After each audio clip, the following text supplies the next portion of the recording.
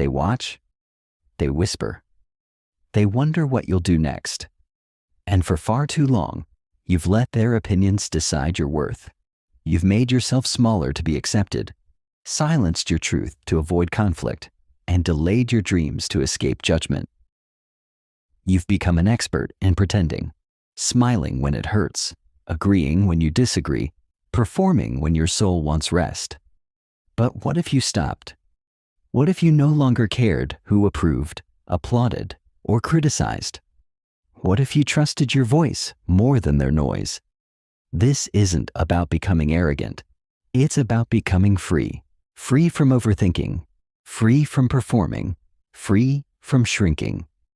It's time to stop waiting for permission and start owning your presence. Because confidence doesn't come from being liked. It comes from being real. So if you're ready to reclaim your voice, protect your peace, and live unapologetically, this journey is for you. Not to impress them, but to return to yourself.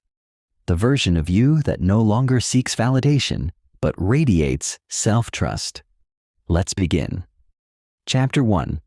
Why we care too much about what others think. You wake up in the morning, and before your feet even touch the floor, your mind is already spinning. What will they think if I wear this? What if they don't like my post? What if I fail and they all see it? We live in a world where being liked feels like a form of survival. From childhood, we're taught to behave, to follow the rules, to not rock the boat. We're told to be polite, agreeable, and accommodating, because the opinions of others seem to determine our value. But let me ask you something. Who are they? Who are these invisible judges you're constantly trying to impress, please, or avoid upsetting? Most of the time, they are not thinking about you at all. People are too busy thinking about their own lives, their own insecurities, and their own fears. Yet here you are, holding back your truth, shrinking your potential, and suffocating your authenticity. Because of what someone might think. The hidden trap, social approval addiction. Our brains are wired for connection. In prehistoric times, rejection from the tribe meant death. That fear of rejection is still hard-coded into our biology. But today, your survival doesn't depend on someone else's approval. Yet, your mind hasn't caught up. What does this mean? It means you're constantly scanning your environment for signs of disapproval. A raised eyebrow, a sigh, a missed like on your photo. And you read into it as if your worth is on the line. It's not. The addiction to social approval is one of the most dangerous traps you can fall into. Why? Because no matter how much you try to please people, you will never be enough for everyone. There will always be someone who misunderstands you, someone who dislikes you for no real reason, someone who criticizes your best efforts. If you live for their acceptance, you'll die with their rejection. A moment of reflection. Pause and think. How many decisions have you made based not on what you wanted, but on what others might say?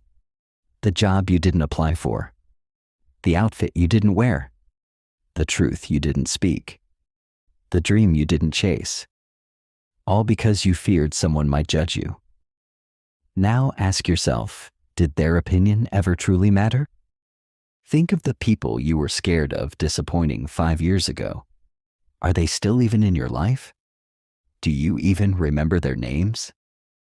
And yet, those invisible opinions shaped your choices, maybe even your identity. The mirror is broken. You cannot see your own worth by looking into someone else's mirror, because their mirror is cracked with their own insecurities, biases, and unresolved wounds. When you base your self-image on someone else's opinion, you're giving away the pen that writes your story. And here's the truth. Most people don't even know themselves well enough to know you. They judge you from their limited lens. So why let their opinion define your limitless potential? The turning point. The turning point comes when you finally realize You are not here to be understood by everyone. You are here to be you, fully, boldly, unapologetically. Yes, people will judge you. Let them. Yes, people will talk. Let them. Yes, people will misunderstand. Let them. Their opinions are not your responsibility. Your peace, your truth, your path, that is your responsibility. When you stop caring what others think, you free yourself. You stop living in a prison of perception and start building a life of purpose. You stop being a people pleaser and start becoming a soul liberator. Closing message for Chapter 1. So here's your first shift. Don't seek to be liked. Seek to be real. Because the moment you stop caring what others think is the moment you start living your truth. This is not about arrogance. It's about authenticity. This is not about isolation. It's about liberation. You are not meant to live your life editing yourself for the comfort of others. You are meant to live boldly, speak freely, and walk proudly, not because they approve, but because you do. This is just the beginning. Let's go deeper. Chapter 2. The high cost of approval-seeking behavior. Imagine this. You're in a room full of people. You have something powerful to say, a truth, an idea, a need. But you stay silent, not because your voice doesn't work, not because your thoughts aren't valid, but because you're afraid. Afraid they'll think you're too much, too loud, too opinionated, too emotional, too different. So you shrink, you smile, you nod, you wear the mask. Again. This is what approval seeking looks like. It doesn't always scream. Sometimes it's silent. But the damage it causes is deep. The silent sacrifice. Approval seeking is not kindness. It's self-abandonment disguised as politeness. You become a chameleon, always adjusting your colors based on who's watching. You say yes when you mean no. You laugh at jokes that make you uncomfortable. You tolerate behavior that drains you. You chase validation like oxygen, and you suffocate your truth in the process. Bit by bit, you lose yourself. The worst part? You think you're being loved, but what's actually happening is you're being liked for a version of you that doesn't even exist. And that fake approval feels hollow. Because deep inside, you know the real you hasn't been seen or accepted. The psychological cost. Seeking approval triggers a constant cycle of anxiety. You're always second-guessing yourself. You overanalyze conversations long after they're over. You feel guilt when you put yourself first. You fear rejection even when none is present. It's exhausting. Your nervous system is in overdrive, constantly asking, did I say the right thing?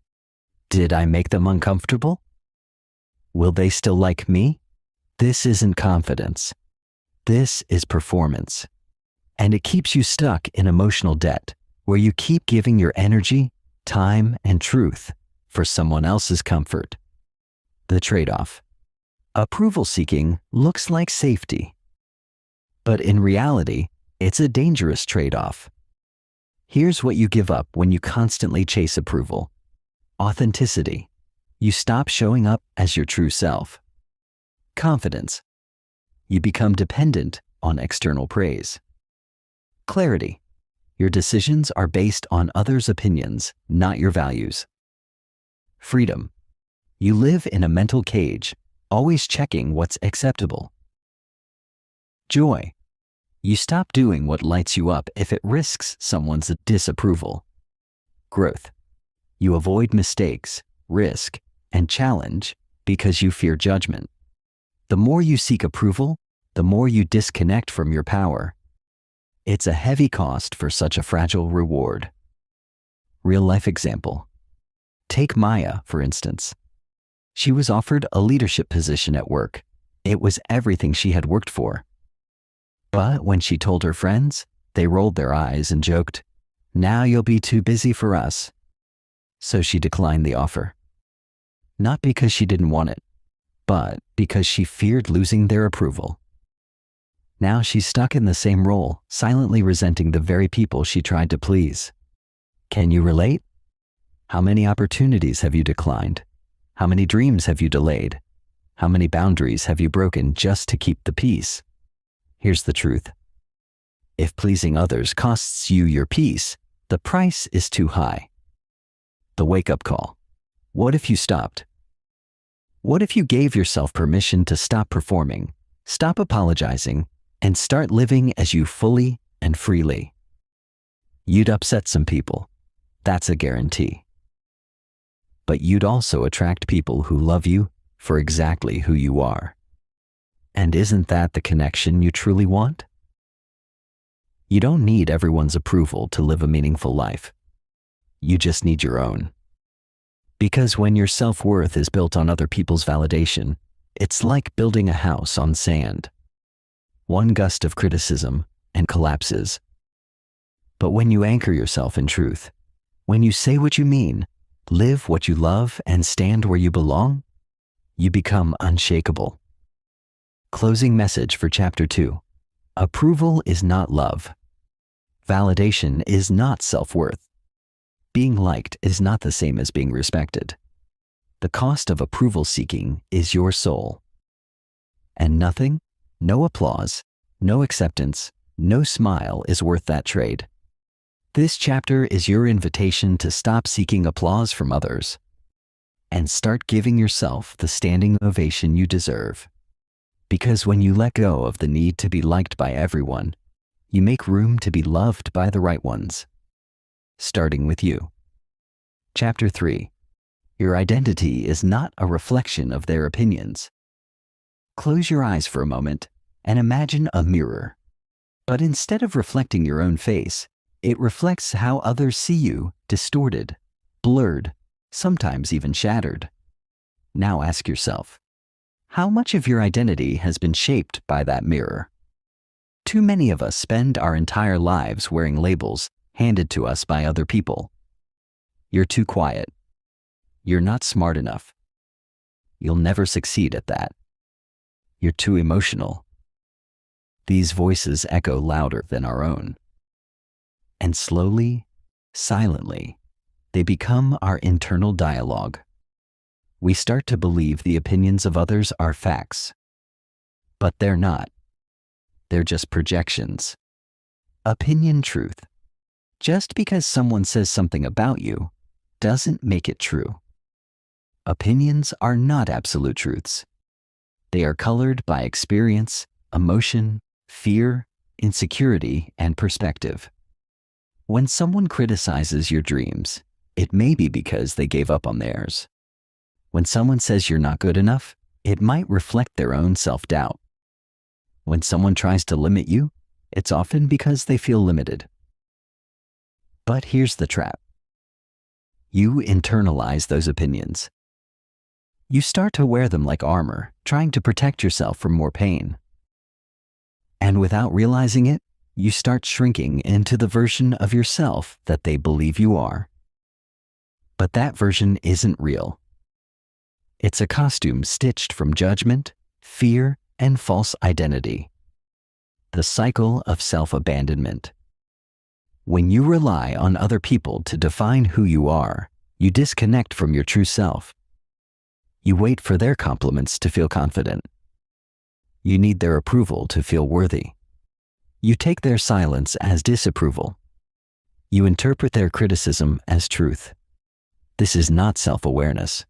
This is self-abandonment. And it's dangerous. Because the longer you live according to someone else's view of you, the more you lose sight of your own. And the further you drift from who you truly are, the more anxiety, confusion, and emptiness you feel. Reclaiming the mirror. Your identity is not a democracy. It is not open to votes. It does not require permission to exist.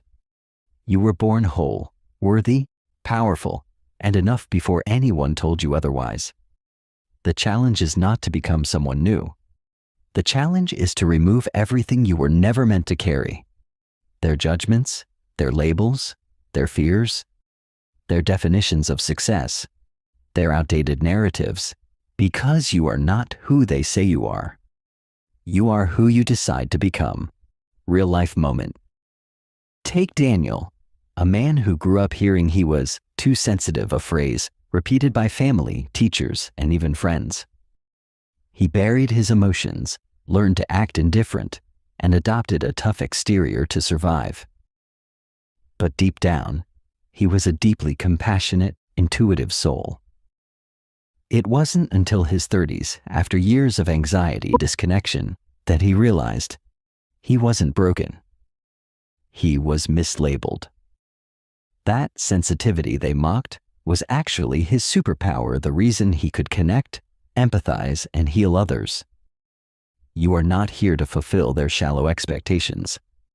You are here to live your deep truth, the compass within. So how do you stop letting opinions define you? You start listening to your own voice, even if it's shaky at first. You start asking yourself, what do I believe about me? What makes me come alive? What's true for me, even if no one else agrees? What do I value, even if the world doesn't applaud it? This is how confidence is born. Not from being right, but from being rooted. Rooted in your truth. Rooted in your values. Rooted in your soul. When you stop trying to be what they expect, you start becoming who you're meant to be. Closing message for Chapter 3. You are not someone else's version of you. You are not their expectations. You are not their insults. You are not their compliments either.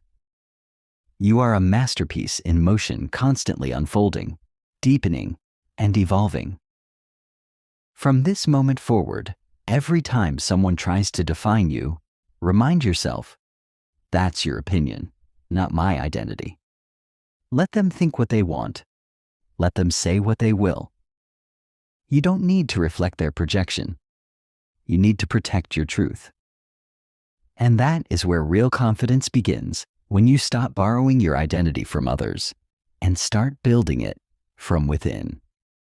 Chapter 4. The psychology behind people-pleasing and fear of judgment. You're in a conversation. Someone says something that bothers you, but you laugh it off. You agree to something you didn't want to do again. You stay quiet when your heart screams to speak up. Why? Because deep down, there's a fear running the show. If I say what I really think, they might not like me. And in that moment, pleasing others feels safer than honoring yourself. But what if I told you this behavior wasn't just a bad habit? What if it's a psychological defense mechanism that once protected you, but now sabotages you? Where people-pleasing comes from. People-pleasing often begins in childhood. You might have grown up in an environment where love felt conditional based on behavior, achievement, or silence. If you were quiet, you were praised. If you got good grades, you were loved. If you avoided conflict, you felt safe. Over time, your brain learned that approval equals security. And so, you began to shape-shift, adapting yourself to be who others wanted you to be. That pattern may have helped you survive emotionally as a child, but as an adult, it's keeping you small. Because now, you don't live your truth. You perform it. The emotional cost of people-pleasing. People-pleasing feels like kindness, but it's often rooted in fear, not love. The fear of being rejected. The fear of being misunderstood. The fear of being seen as selfish, difficult, or too much. And that fear creates a silent contract. I'll abandon myself so you won't abandon me. But here's the irony. The more you betray your truth for their comfort, the less connected you feel. Even when you're surrounded by people, you end up tired, resentful, and confused, wondering why you feel unseen in relationships you've worked so hard to maintain. That's because you're not being loved. You're being managed. Because no one can love the real you if you keep hiding it. The fear of judgment. At the heart of people-pleasing is fear of judgment. The fear that someone will see your flaws. The fear that someone will talk about you.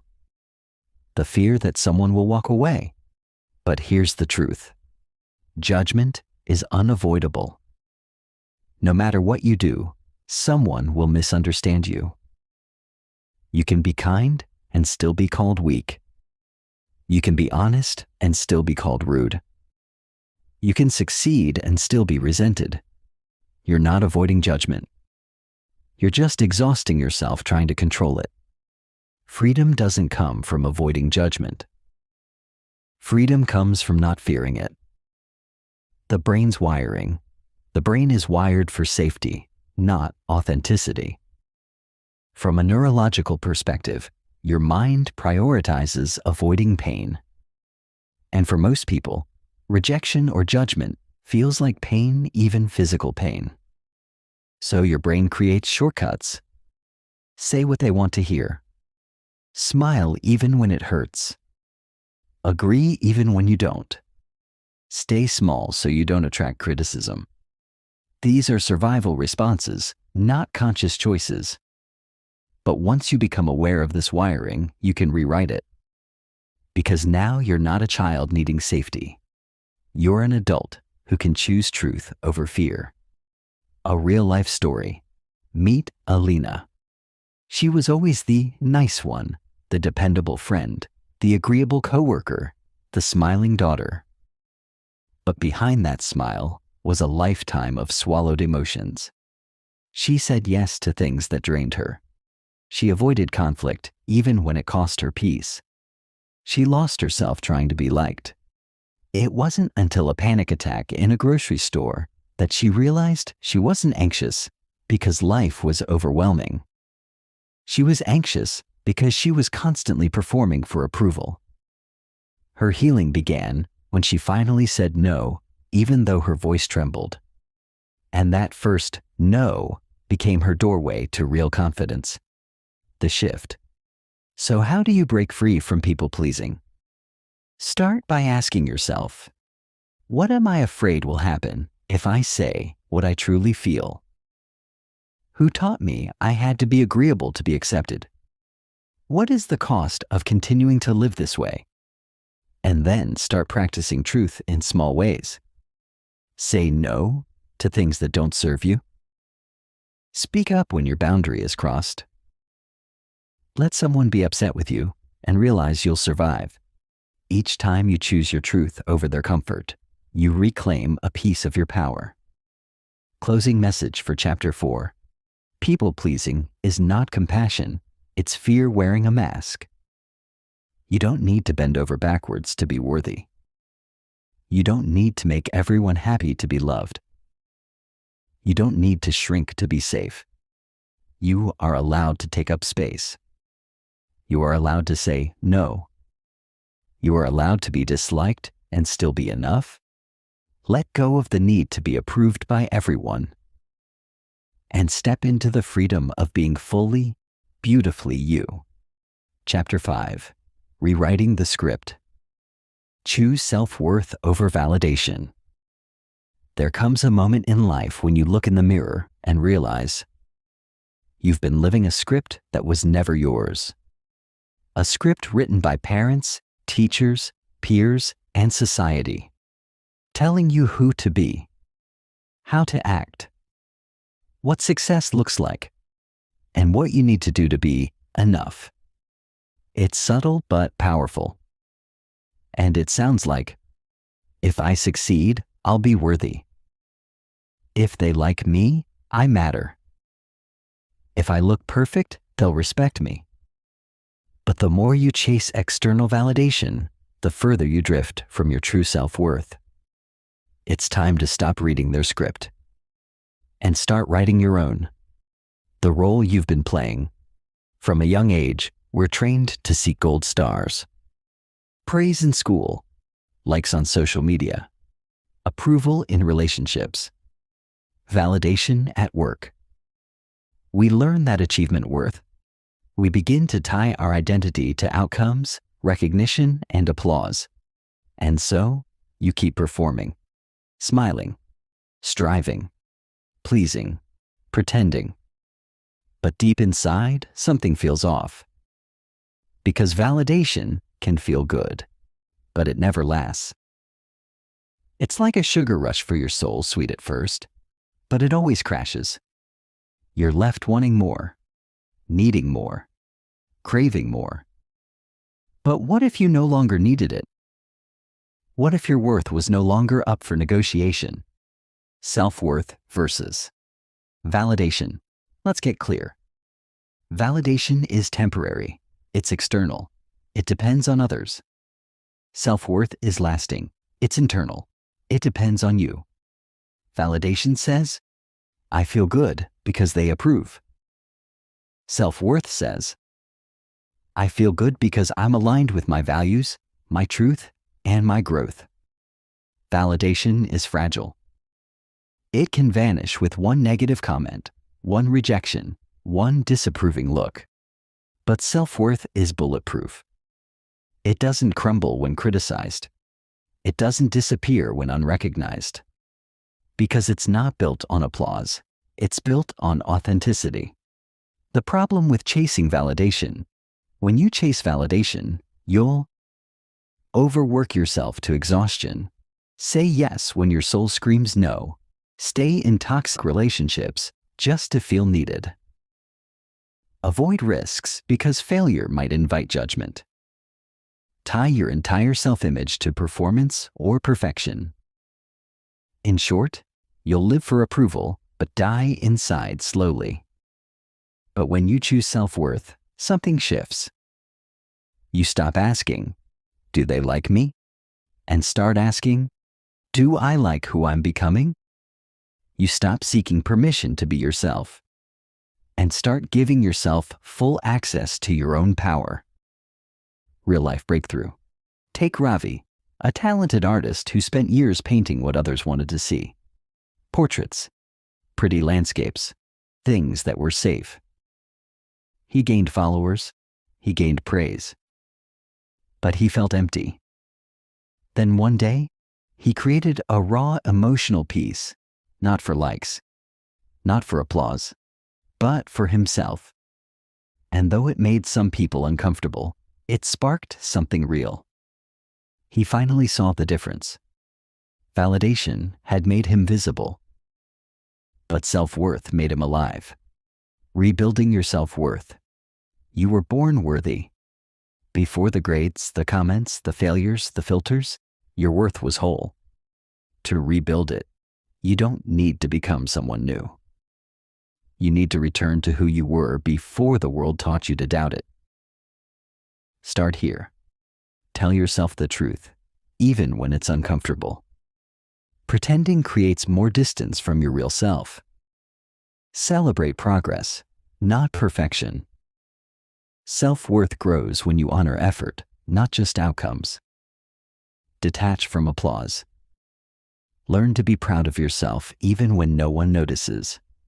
Validate yourself first. Stand in front of the mirror and say, I matter. I'm enough. I don't need to earn my existence. Set boundaries rooted in respect for yourself. Saying no to what dishonors you is a yes to your worth. Powerful questions to ask. Am I acting from truth or from fear of disapproval? If no one clapped, would I still do this? What would my life look like if I believed I was enough today, not someday?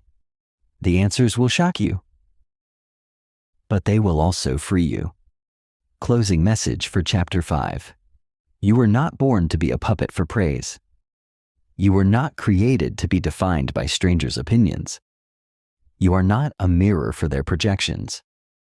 You are the author of your own worth. You decide what matters. You decide who you are. So stop waiting for the world to crown you. Crown yourself. Rewrite the script. Live from truth. Choose self-worth over validation. and watch how your life transforms. Chapter 6. The Art of Setting Boundaries. Without guilt, imagine someone repeatedly walking into your house uninvited, making a mess and leaving. You feel violated, disrespected, drained. Now imagine this happens daily.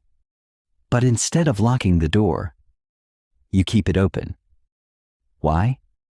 Because you don't want them to feel offended.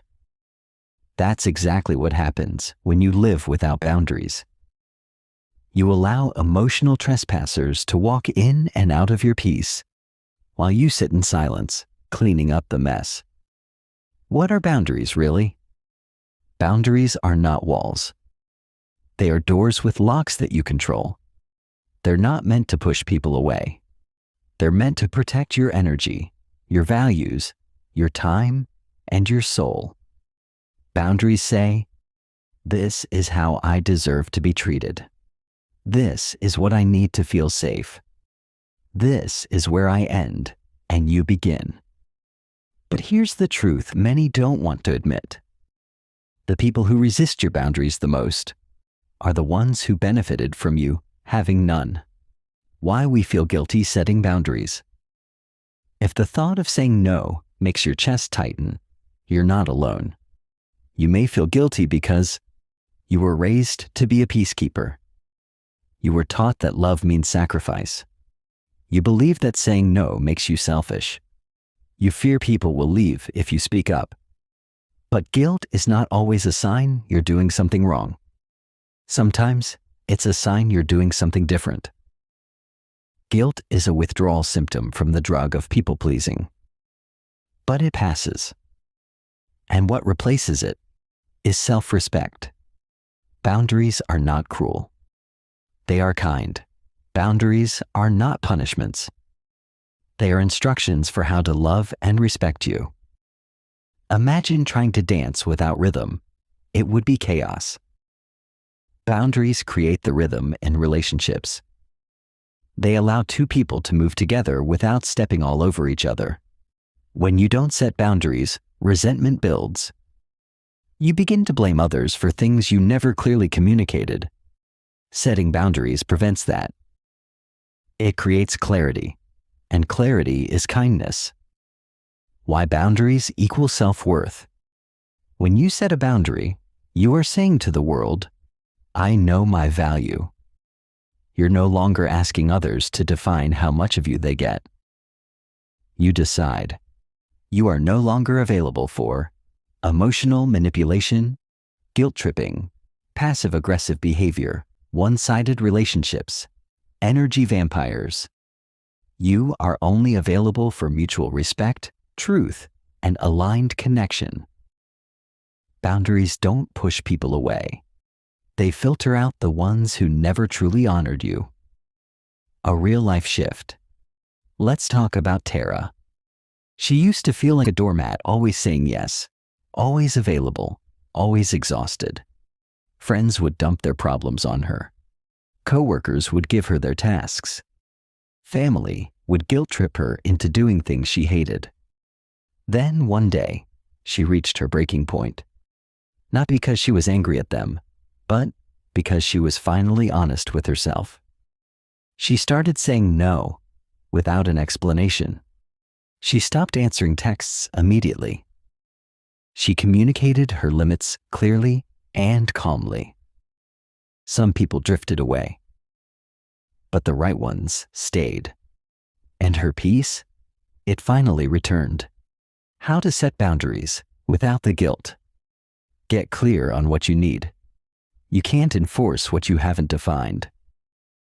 Ask yourself, what drains me? What behavior am I no longer willing to tolerate? Communicate directly, not defensively. Say it simply and clearly. I can't make it.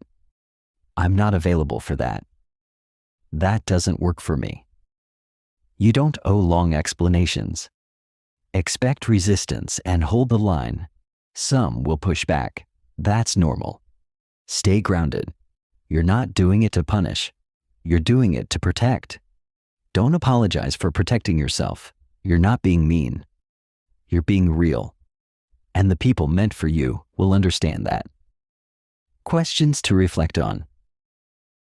What am I tolerating that is quietly stealing my peace? What does my energy need to feel safe and respected? Where in my life am I saying yes when I really mean no? Who drains me, and why have I allowed it? Closing message for Chapter 6. Boundaries are not rejection. They are redirection toward peace, clarity, and truth. You are not selfish for protecting your energy. You are not cruel for putting yourself first. You are not difficult for refusing to be disrespected. You are allowed to take up space. You are allowed to have limits. You are allowed to protect your sacred peace. And anyone who truly loves you will honor the gate, not try to break through it. This is your life. You get to choose who gets a key and who stays at the door. Chapter 7. Confidence from within. Silence the inner critic. There's a voice inside your head. It whispers when you wake up. It shouts when you make a mistake. It lingers when you're about to take a risk. You're not ready. You're not smart enough. They'll laugh at you. Who do you think you are? That voice isn't truth. That voice is the inner critic, a shadow that follows you, built from years of judgment, failure, and fear. And until you learn how to silence it, you'll keep playing small. Where the inner critic comes from. The inner critic doesn't show up on its own. It is learned. Maybe it was a parent who always pointed out what you did wrong. A teacher who told you to stay quiet. A boss who made you doubt your potential. A friend who mocked your dreams. Little by little, those voices became internalized.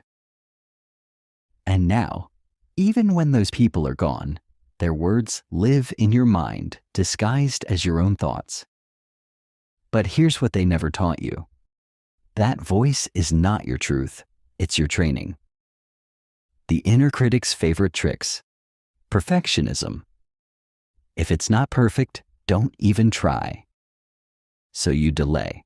You procrastinate. You overthink. And nothing gets done. Comparison. Look at them, they're way ahead of you. So you feel behind, inadequate, defeated. Even though everyone's timeline is different. Fear of exposure. If you speak up, they'll see you're a fraud. So you stay quiet, even when you know you're capable. And miss out on opportunities. Judgment paralysis. They'll laugh at you. Better stay silent. So you stay invisible. And you start to disappear from your own life. The critic doesn't want to protect you. It wants to control you. And its weapon? Shame. How to recognize the truth. Here's the truth. You are not your mistakes. You are not your worst thoughts. You are not broken. You are becoming. Confidence isn't the absence of fear. It's the refusal to let fear drive the car. Every person you admire has doubts. They just learned how to act anyway. You don't silence the inner critic by yelling back. You silence it by disproving it with action. A real story of breaking the inner voice. Let's talk about Marcus. He dreamed of being a speaker, but every time he prepared to stand on stage, his inner critic took over. You'll forget your words. You're not charismatic enough. You're just pretending. One day, instead of avoiding the fear, he sat with it. He asked himself, whose voice is this really? And he remembered his 6th grade teacher, who laughed when he stuttered in class. He realized this voice didn't belong to him. From that moment on, every time the critic returned, Marcus answered with a louder voice, "Watch me." And that one shift changed everything. How to silence the inner critic. Name the voice. Give it a name, not to make it real, but to separate it from yourself. When it speaks, say, "That's not me. That's just Doubt Dan again." Challenge the thought. Is it true? Is it always true? Ask for proof. You'll find it's often based on emotion, not evidence. Flip the script. Replace "I can't" with "I'm learning." Replace "What if I fail" with "What if I grow?" Language rewires belief. Take small, bold actions. Confidence doesn't come from thinking, it comes from doing. Each action quiets the critic and strengthens your trust in yourself. Speak to yourself like someone you love. You would never speak to a friend the way your inner critic speaks to you. So why tolerate it from yourself? Affirmations to build inner confidence. Say these aloud every day. I am not my fear. I am my courage. I trust my voice. It deserves to be heard. I don't need to be perfect. I need to be real. I am not behind. I am on my path. I am more than enough just as I am. You don't need to believe them fully right away. Repeat them until they become louder than the lies. Closing message for Chapter 7. The inner critic may never fully disappear, but it will get quieter when you get louder. Confidence is not arrogance. It's alignment. It's knowing who you are and choosing to be that person every day, even when doubt knocks. You are not here to play small. You are not here to dim your light for someone else's comfort. You are not here to believe the voice that told you to sit down, stay quiet, and wait. You are here to own your power. So the next time your inner critic whispers, "You're not enough," smile, stand tall, and say, "Watch me prove you wrong." Chapter 8. You are not for everyone, and that's your power. You walk into a room and feel it instantly, the pressure to fit in, to say the right thing, to tone yourself down, to become more like them. Why? Because somewhere along the way, you were taught that being liked by everyone was the goal. But here's the truth that will set you free. You are not for everyone, and that is your power.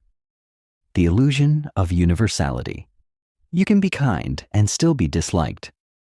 You can be brilliant and still be overlooked. You can be generous and still be taken for granted. No matter what you do, someone will misunderstand you.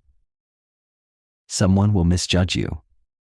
Someone will not like you for reasons that have nothing to do with you. And that's not a reflection of your worth. That's a reflection of their lens. Trying to be liked by everyone is a trap.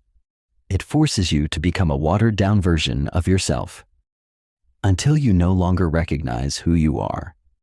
Real confidence, embracing selectivity. True confidence isn't being liked by everyone. True confidence is being okay with not being liked and still standing strong. Imagine your energy like a frequency. Not everyone is tuned into your station. Some will hear static when you speak your truth. Others will hear music. Your job is not to adjust your signal for every ear. Your job is to transmit your truth clearly, boldly, consistently. The right people will feel it. The rest will fade, and that's okay. Why we want to be liked. The desire to be liked is ancient. It's wired into our biology. It once kept us safe in tribes. Rejection felt like death. But today, seeking constant approval is emotional suffocation. The moment you let go of needing everyone to like you, you give yourself the freedom to become fully alive. And here's the most beautiful part. When you stop trying to please everyone, your people can finally find you. Real life story. The artist who got free. Elena was a gifted photographer, but she spent years taking safe pictures, the kind that pleased everyone. Neutral tones, trendy edits, Instagram-friendly scenes.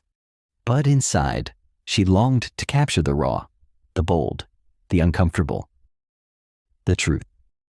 One day she took a leap and posted a series of unfiltered portraits, Wrinkles, scars, shadows, tears. The reaction?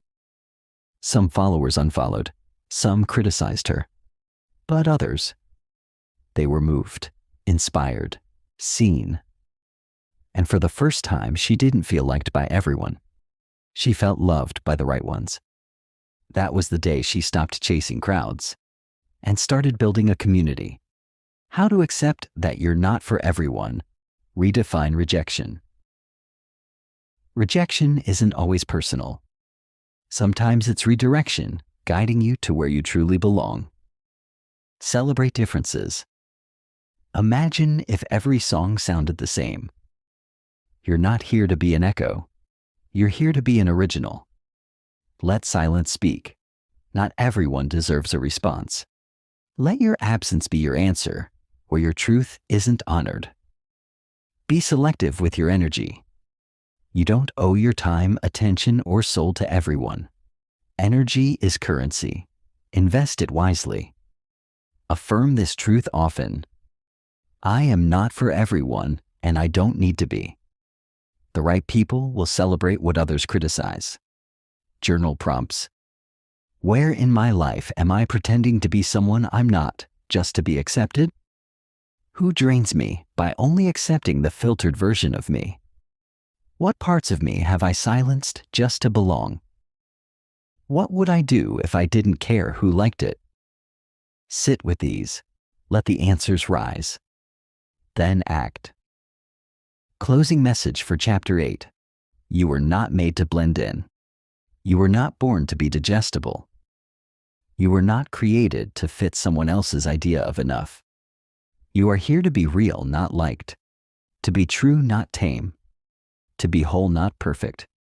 Let them misunderstand you. Let them criticize. Let them leave.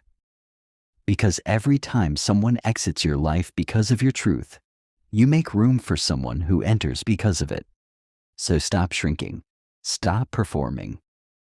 And repeat after me. I am not for everyone, and that's exactly why I'm powerful. Chapter 9.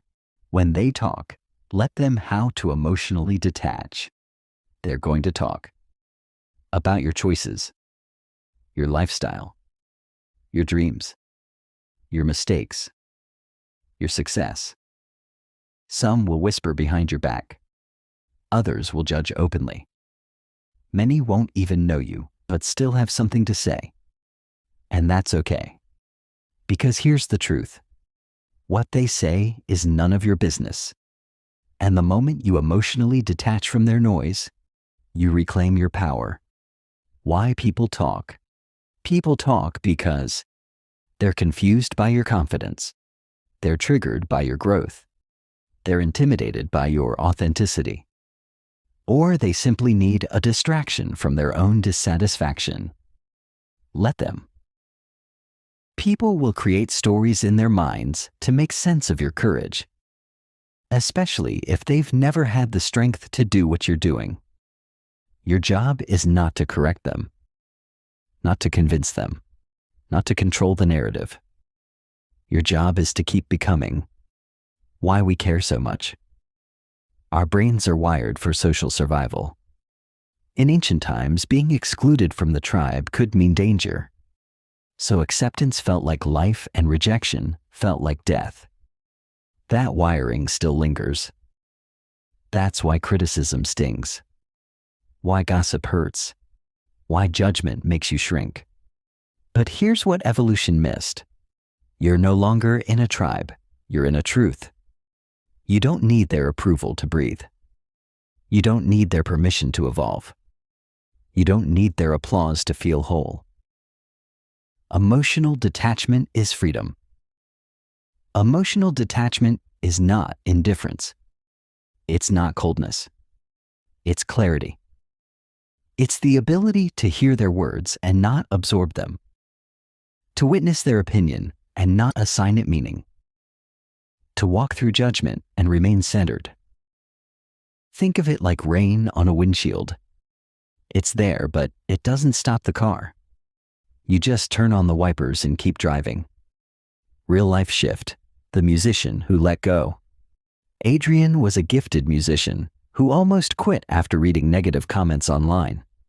Strangers said his voice was too raw, too different, too unpolished. For a while, he tried to change, mimic others, play it safe. But then, one day, he asked himself, "Why am I editing my soul for people who don't even know me?" He returned to his truth, kept creating, ignored the noise. Years later, the same voice that once received criticism is now celebrated for its authenticity, because he stopped listening to the world and started listening to himself. How to emotionally detach from judgment. Know your identity. The more you know who you are, the less you care about who they think you are. Detach from outcome-based worth. Don't tie your value to how people receive you. Speak your truth. The right ears will hear it. Use this mental filter. Ask, is this person living the life I want? If not, their opinion holds no weight. Remember, projection is real. Most criticism isn't about you. It's about their own fears, envy, or unhealed wounds. Give zero explanation. Silence is powerful. Let your peace do the talking. Daily affirmations for emotional detachment. I don't chase understanding. I embody it. Their opinion is not my identity. I am free from the burden of explanation. I owe no one access to my peace. When they talk, I rise. Repeat these. Write them. Embody them. Because when your self-worth is anchored, the waves of gossip and judgment can't move you. Closing message for Chapter 9. They're going to talk. Whether you succeed or fail. Whether you speak up or stay silent. Whether you shine or stay small. So you might as well live loud, love hard, create boldly, speak freely. Don't waste your precious energy trying to control their perception. Because while they talk, you evolve, you grow, you move forward, you win. Let them talk. Let them misunderstand. Let them gossip. And while they stare, you soar. Chapter 10. The Power of Saying No. Reclaim your time, energy, and life. You don't need a packed calendar to feel valuable. You don't need to say yes to everything to be a good person. You don't need to be available 24/7 to be loved. Because no is not a rejection. It's a declaration, a statement that says, I know what matters to me. I respect my energy. I choose my peace. If you want true freedom in life, learn the art of saying no, without guilt, without apology, and without explanation. Why saying no feels so hard? Most people don't struggle with saying no because they lack clarity. They struggle because they fear consequences. They'll be disappointed. They might stop liking me. What if I miss out? I don't want to seem rude or selfish. But here's the truth. Every time you say yes to something that drains you, you say no to yourself. Your time is not renewable. Your energy is not unlimited. Your peace is not negotiable. No is a complete sentence. You don't owe anyone an explanation for honoring your limits. Not replying instantly. That's not rude. That's boundaried. Turning down a meeting. That's not lazy. That's intentional. Saying no to drama, pressure, or guilt. That's not selfish. That's self-respect. You don't have to sugarcoat your no. You don't need to twist it into a maybe later. You don't need to sacrifice your sanity for someone else's comfort. You simply say, no, thank you. And let that be enough. Every yes has a cost. Before saying yes, ask, what am I giving up by agreeing to this? Is this aligned with my values or just my fear of disapproval? Am I doing this from love or obligation? You're not responsible for how people react to your boundaries. You're responsible for how you honor your own well-being. When you say yes to what doesn't serve you, you slowly betray your future self. A real-life turnaround. Let's meet Priya, a high-performing professional who said yes to everything. Extra projects, late-night calls, weekend favors. She was the go-to person. Reliable, helpful, always available. Until her body gave up before her mind did. Chronic fatigue, burnout, silent resentment. Her turning point? A sticky note on her desk that read, "Every yes costs me something. What am I willing to lose today?" From that day forward, she chose herself. She began saying no politely but firmly. And the world didn't end. In fact, her clarity earned more respect than her people-pleasing ever did. Where to start saying no? Say no to overcommitment. Say no to events that drain you. Say no to fake friendships. Say no to guilt-based invitations. Say no to conversations that steal your peace. Say no to distractions that steal your dreams.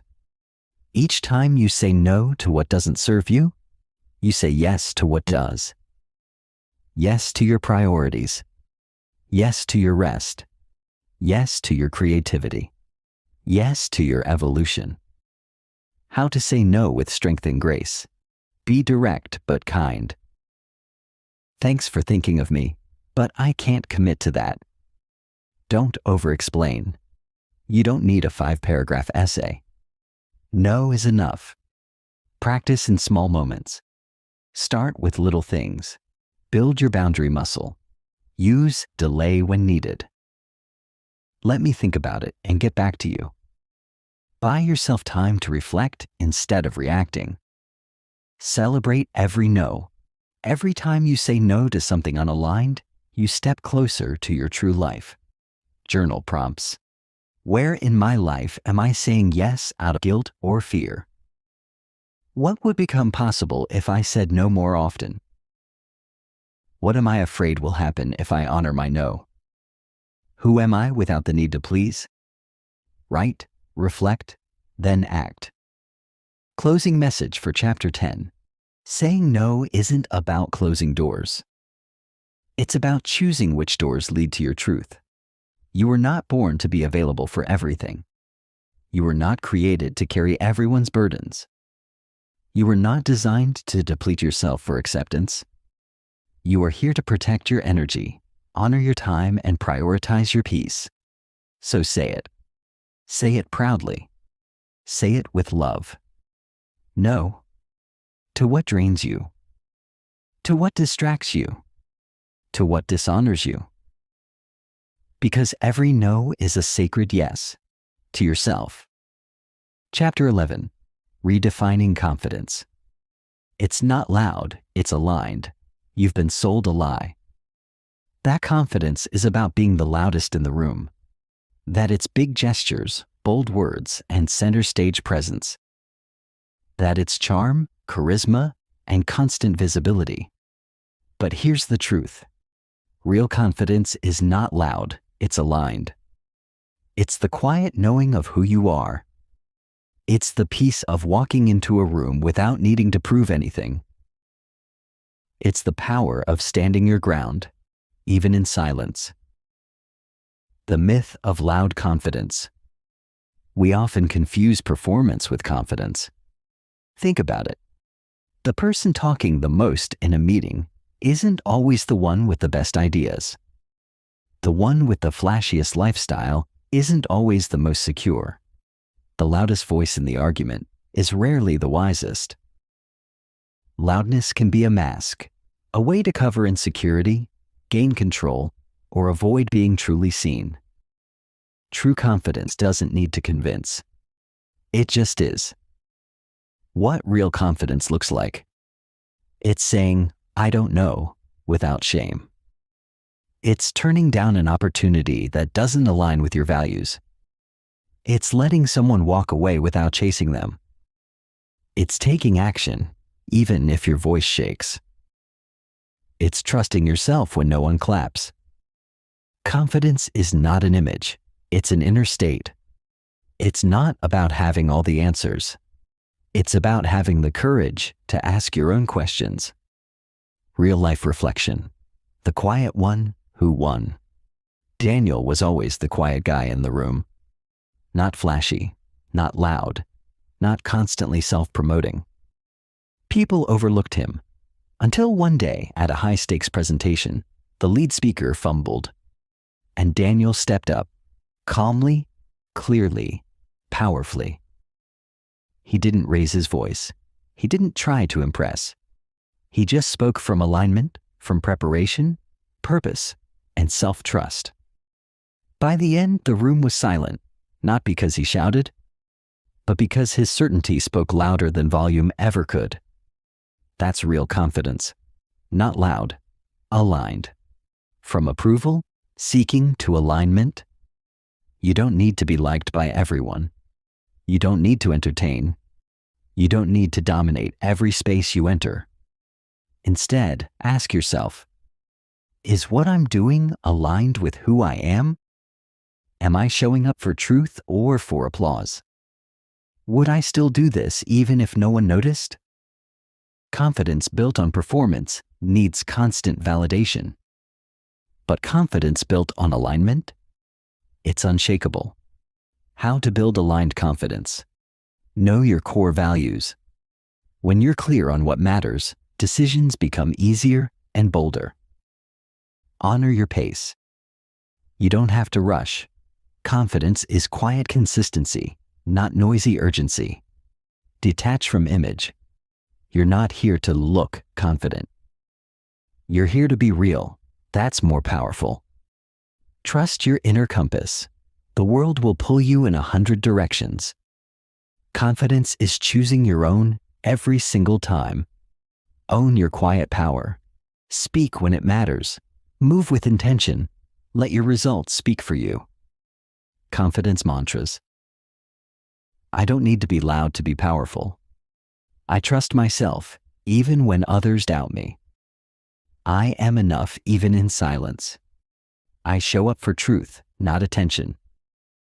I am aligned, and that is enough. Closing message for Chapter 11. Confidence isn't something you build like a facade. It's something you remember because it was already inside you. It's not volume. It's vision. It's not performance. It's presence. You don't have to prove yourself anymore. You don't have to perform your worth. You don't have to chase praise to feel enough. Your quiet strength, your aligned truth, your unwavering self-trust. That's the kind of confidence that can't be shaken, stolen, or sold. So stop trying to be loud. Start being real. That's the kind of power that doesn't just turn heads. It transforms lives. Chapter 12. You don't owe anyone the polished version of you. You've spent years perfecting the performance, smiling when you were exhausted, nodding when you disagreed, acting fine when your soul was screaming. All to protect an image. To appear strong, capable, put together. To avoid discomfort, judgment, or rejection. But here's the truth that sets you free. You don't owe anyone the polished version of you. Not your followers. Not your family. Not even your closest friends. You owe them and yourself the truth. The pressure to be fine. We've been trained to believe that our worth is tied to how well we perform emotional control. Don't cry, it's weak. Don't struggle, it's unattractive. Don't show fear, it's embarrassing. So we filter. We fake, we hide. Until we become a highlight reel instead of a human being. But real connection doesn't happen through perfection. It happens through truth. Why? We hide the messy parts. We fear being misunderstood, being seen as weak or unstable, losing respect or love, making others uncomfortable. But what if the very things you hide are the exact things that could free someone else? What if your vulnerability could inspire another person to feel less alone? What if your raw honesty became a light in someone's darkest hour? You don't need to bleed for the world, but you can stop pretending that nothing hurts. A real-life shift. The leader who took off the mask. Meet Jason, a successful entrepreneur with thousands of followers. To the world, he was unstoppable, productive, positive, polished. But behind the scenes, he was battling anxiety, burnout, and self-doubt. Still, he kept the mask on. Until one day, he didn't. He posted a raw, honest video sharing his mental health struggles. He didn't have a solution, just truth. The response? Overwhelming. Not in pity, but in resonance. Because people weren't looking for another perfect persona. They were craving someone real. And in that moment, Jason learned, you don't lose power by being vulnerable. You gain connection by being human. You're not a brand. You're a being. This isn't a performance. This is your life. And you weren't born to be a product. You weren't designed to impress everyone you meet. You were made to experience the full spectrum of being alive. Joy, sadness, fear, triumph, and all the messy in-betweens. You don't have to have it all figured out. You don't have to be perfectly healed to be worthy. You don't have to smile through every storm to be respected. How to drop the mask safely and powerfully. Start with yourself. Give yourself permission to feel it all without judgment. Name what's real, feel what's raw. Be selective, not secretive. Vulnerability doesn't mean broadcasting everything. It means choosing honesty over performance. Stop apologizing for being human. You're allowed to have bad days, to need space, to cry. You don't have to perform strength. Redefine strength. Strength isn't pretending everything's okay. It's showing up anyway, even when it's not. Speak up before you break down. It's not weak to ask for help. It's wise. The bravest people speak before the silence drowns them. Journal prompts. What parts of myself do I hide to be accepted? Who do I pretend to be, and why? What would it feel like to be fully seen and still loved? What story am I ready to stop performing? Closing message for Chapter 12. You were never meant to be a performance. You were meant to be a presence. You were not born to be polished. You were born to be whole, messy, honest, growing, and real. So take off the mask. Let people meet the real you, the one who doesn't have all the answers, who's still healing, still evolving, still showing up. You don't owe anyone perfection. You don't owe them a filtered version of your life. You don't owe anyone a smile that costs you your truth. You only owe yourself this: to live aligned, to live honestly, to live free. Because the right people won't love you because you're polished. They'll love you because you're real. Chapter 13. You deserve to take up space. Stop shrinking to fit in. You weren't born to be small.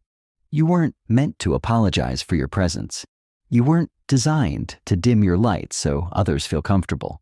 But somewhere along the way, you learned to shrink, to hold back your opinions, suppress your needs, hide your talents, and play the background in your own life. You learned to read the room before you spoke. You learned to say, I'm sorry, for things that required no apology. You learned that being too much could make people uncomfortable. So you made yourself less. But here's the truth. You don't need to earn your place. You don't need to seek permission to exist fully. You are allowed to take up space, emotionally, mentally, physically, creatively, unapologetically. You deserve to walk into any room and know you belong there. Not because of what you've achieved, but because you are human. And humans don't need to justify their worth. Shrinking is a survival strategy. It's how we've protected ourselves in environments that didn't feel safe. When you were told to be quiet, When you were told you were too sensitive, too emotional, too loud, too ambitious, too different. You internalized those voices and began editing yourself to be more digestible. But shrinking doesn't protect you. It suffocates you. It disconnects you from your truth. It turns your brilliance into background noise. You don't expand your life by playing small. You expand your life by showing up fully, by speaking your truth, even when your voice shakes, by asking for what you need, by expressing your desires, by setting boundaries, by walking in your power, even if others don't understand it, even if it makes them uncomfortable. Taking up space doesn't mean being arrogant. It means owning your existence. It means not shrinking to fit into spaces that were never meant for you. It means standing tall in rooms that once made you feel invisible. It means no longer dimming your light to make others feel better about their shadows. Let's talk about Leah. For years, she played small. She apologized constantly. She overexplained everything. She avoided taking credit. She kept her ideas to herself. Until one day she realized the cost of shrinking was her own joy. She stopped apologizing for speaking her mind. She started raising her hand, sharing her work, asking for more. And the world didn't fall apart. In fact, it started noticing her brilliance. You don't need to become someone else to belong. You don't need to change your voice, your shape, your tone, your dreams. You simply need to believe. You are enough as you are, not when you're quieter, not when you're smaller, not when you're more likable, but now, as you are. Start reclaiming your space today. Speak without apologizing. Walk with intention. Laugh without holding back. Stand tall. Ask boldly. Take time to rest. Say no when it's not right. Say yes when your soul lights up. Let yourself be seen, not just accepted. You were not made to be a background character in someone else's story. You are the author of your own. So write it in bold letters. Speak it in full volume. Live it in full color. You deserve to take up space. Chapter 14. Healing the Fear of Judgment. No one has to approve your journey. Judgment is everywhere. On faces, in whispers, across screens, behind silence. It waits at every step you take outside what's familiar. But the fear of being judged doesn't come from the world. It comes from the belief that others have more authority over your path than you do. You were taught to look outward before you moved, to seek validation before you trusted yourself, to hold back until someone gave you permission to move forward. So you paused your progress to please their opinions. You adjusted your dreams to avoid their discomfort. You lowered your voice to escape their criticism. And in that process, you abandoned your own rhythm. You handed your power to those who were never meant to carry it. Judgment only has weight when you believe it defines you. But opinions are not instructions. They're reflections of someone else's experience, not evidence about your value. People will evaluate your choices through the lens of their fears, their upbringing, their limitations, not through your potential. If you live to avoid their disapproval, you'll forever stay behind your potential, sacrificing your purpose for their comfort. It's not your job to convince anyone that your path is worthy. Your growth doesn't need their applause to be real. Your healing doesn't need to be explained to be valid. Your steps don't require consensus to be right. Let's be clear. Most judgment is a mirror.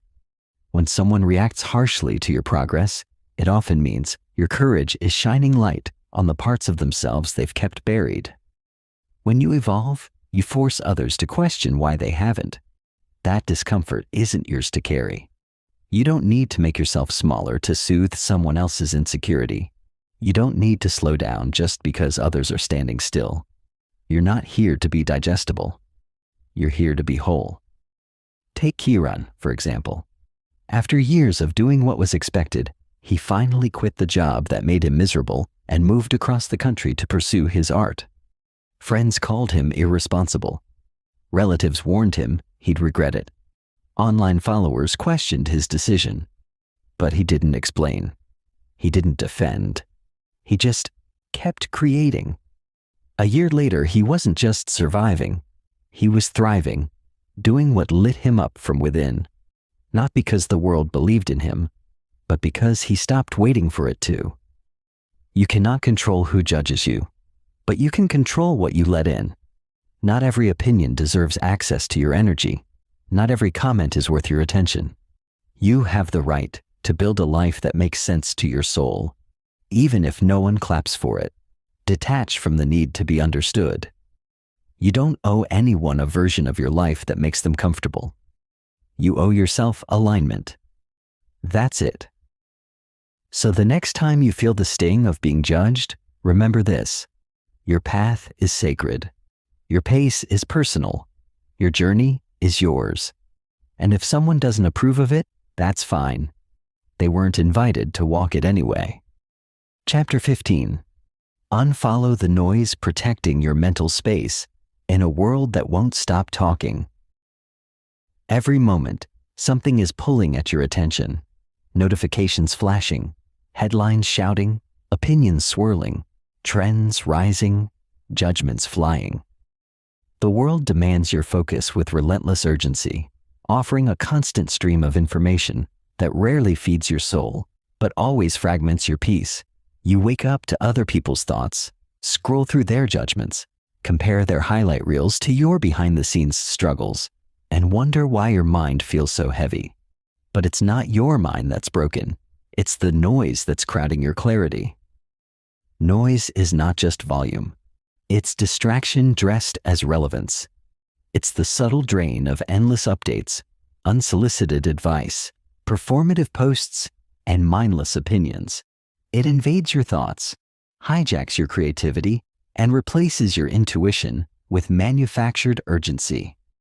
And yet, you keep consuming, not because it helps you grow, but because you've forgotten how silence feels. You've confused stimulation for significance.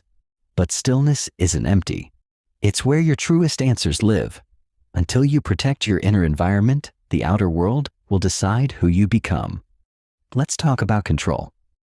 You can't quiet the entire world, but you can choose what enters your mind. You decide who gets a voice in your mental space. Not every post deserves your view. Not every message requires your energy. Not every trend is meant for your life. When you curate your inputs, you transform your outputs. Protecting your focus isn't selfish, it's essential. Because your attention is your most sacred currency, and you only get so much each day. Spend it with intention, not obligation. Consider Maya, a driven designer who realized her best ideas were fading. She felt scattered, uninspired, chronically overstimulated. Every morning started with a feed full of other people's opinions. Her thoughts didn't even have time to form before they were drowned by someone else's agenda. One morning, she made a radical choice: delete the noise. She unfollowed every page that made her feel small, muted all chaos, set phone-free hours, and began each day with silence. Within a week, her creativity returned. Her energy deepened. Her clarity sharpened. And what changed most wasn't her world. It was what she allowed inside it. To protect your peace, you must become the guardian of your gates. Silence is not absence, it's presence. In the stillness, you hear your own voice again. You reconnect with your values. You reclaim your intention. When you stop letting the world define your reality, you begin shaping a life that feels like your own. You don't need to respond to every message. You don't need to join every conversation. You don't need to be accessible to everyone. You need space. Space to feel. Space to create. Space to breathe. So take inventory. What voices are you letting in that don't align with who you're becoming? What content are you consuming that lowers your energy? What notifications are interrupting the very moments you need most? Don't wait for permission. Unfollow, mute, block, log off. Clear the room in your mind so your soul can stretch. This world isn't slowing down anytime soon, but you can. You can walk away from noise without guilt. You can choose stillness in a storm. You can protect your mind like the sanctuary it is, not because you're hiding, but because you're healing. Not because you're afraid, but because you're awake. Chapter 16. Let confidence be quiet. Walking boldly. Without needing to be seen. Confidence isn't always loud, flashy, or dressed in applause. It doesn't need a spotlight, an audience, or a stage. Real confidence walks without noise. It doesn't announce itself. It simply arrives. It moves without explanation. It chooses presence over performance. It shows up rooted, not reactive. It doesn't seek to impress. It seeks to align. And in that quiet, steady, intentional movement, there is power most people overlook. The world glorifies volume. Be seen, be liked, be followed, be praised. But confidence doesn't need witnesses to be real. It doesn't need to prove, compete, or seek validation. It knows its value even when no one is watching. It keeps building even when no one is clapping.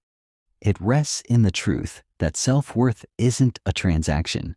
It's a state of being. When you embody that kind of strength, you no longer chase significance. You become it. You begin to realize your loudest victories don't need to be shared. Your deepest growth won't be posted.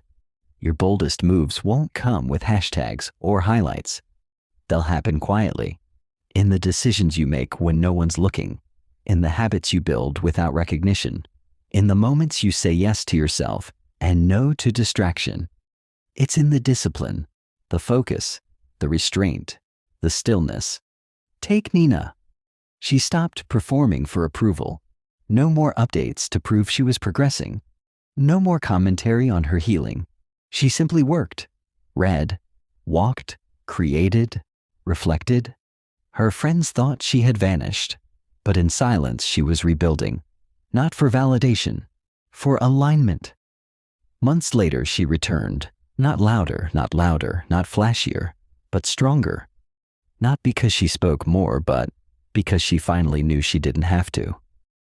Letting your confidence be quiet means you no longer measure worth by reaction. You know what you carry. You trust where you're going.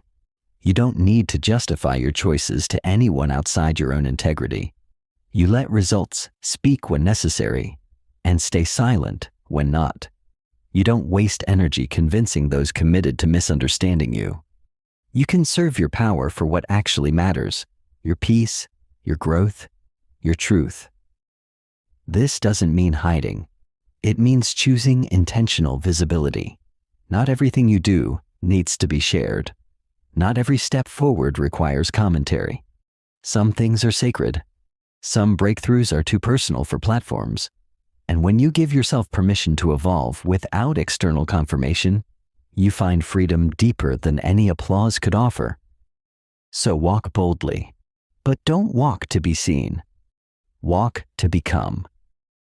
Let your growth speak through the way you carry yourself, the way you make decisions, the way you protect your boundaries. Let your strength echo in the way you choose calm over chaos. Let your presence declare your direction without a single word. You are not powerful because you're noticed. You're powerful because you're anchored. You are not worthy because others approve. You are worthy because you exist. You don't have to announce every move. Just keep moving, keep rising, keep showing up. Let your confidence whisper while your life roars.